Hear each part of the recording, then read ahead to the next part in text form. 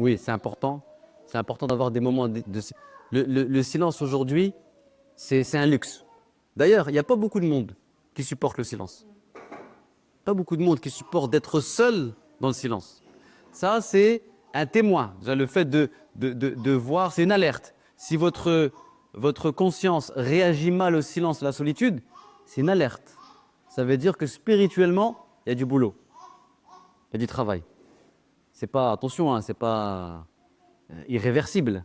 Mais ça veut dire, voilà, c'est une alerte. C'est pas normal que quand je me sens seul, quand je suis seul dans le silence, alors que le silence est censé m'apaiser, m'apporter, ouvrir mon cœur à la grâce divine, eh bien, ce silence me perturbe. Pourquoi il perturbe? Parce qu'en fait, il confronte votre conscience à ce qu'elle est véritablement. Hein? En fait, le silence, quand il dérange, parce que le silence, à ce moment-là, il devient un miroir qui reflète l'obscurité de notre âme.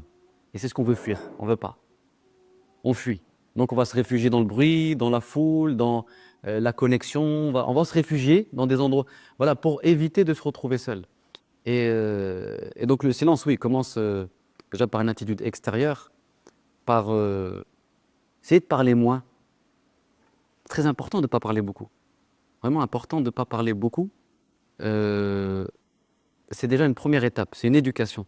Le fait de contrôler, de maîtriser sa langue, c'est une première étape vers ce silence intérieur. Parce que plus vous parlez, plus vous créez du bruit à l'intérieur. Ça ne veut pas dire qu'il ne faut pas parler. Pour dire,